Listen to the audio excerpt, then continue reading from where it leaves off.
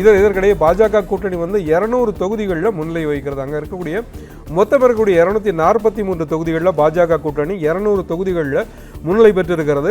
எதிர்க்கட்சி கூட்டணிகளை பொறுத்தவரையிலும் 43 தொகுதிகள் அப்படிங்கிற ஒரு அளவுக்கு சுருங்கி இருக்கிறார்கள். கடந்த தேர்தலை விட இந்த தேர்தலில் பாஜக கூட்டணி மிக அதிகமான தொகுதிகளில் தங்களுடைய வெற்றி முகத்தை பதிவு செய்து கொண்டிருக்கிறது. கிட்டத்தட்ட 200 தொகுதிகளில் பாஜக கூட்டணி முன்னிலை வைக்கிறது. அந்த மாநிலத்தில் 122 தொகுதிகளில் வெற்றி பெற்றால் ஆட்சி அமைக்கலாம் அப்படிங்கிற நிலையில் அறுதி பெரும்பான்மை விட மிக அதிக தொகுதிகளில் முன்னிலையில் இருக்கிறது.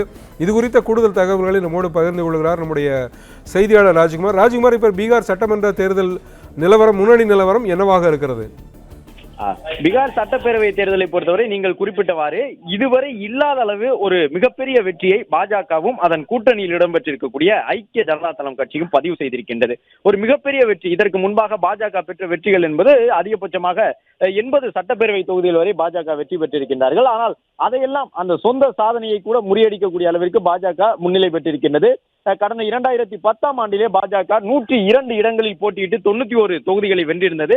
அதே போன்ற ஒரு சூழ்நிலை தற்பொழுது ஒரு 15 ஆண்டுகளுக்கு பிறகு பாஜகவிற்கு திரும்பி இருக்கின்றது என்று சொல்லும் விதமாகத்தான் தொடர்ந்து இந்த முன்னிலை நிலவரங்கள் இருந்து வருகின்றன. அதே போன்று ஐக்கிய ஜனதா தளம் கட்சியும் நிதிஷ்குமாருடைய கட்சியும் கணிசமான இடங்களில் வெற்றியை பெறக்கூடிய விதமாக முன்னிலை பெற்று வருகின்றார்கள். எனவே 200 தொகுதிகளுக்கும் கூடுதலாக தேசிய ஜனநாயக கூட்டணி முன்னிலை பெற்றிருக்கின்றது.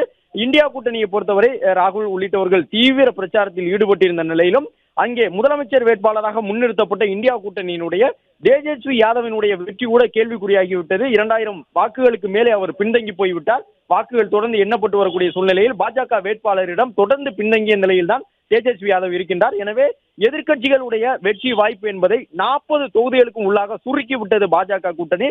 200 தொகுதிகளுக்கு மேலாக வெற்றி பெறக்கூடிய விதமாக அமோகமாக வாக்குகளை தொடர்ந்து பாஜக கூட்டணி பதிவு செய்து கொண்டிருக்கின்றது.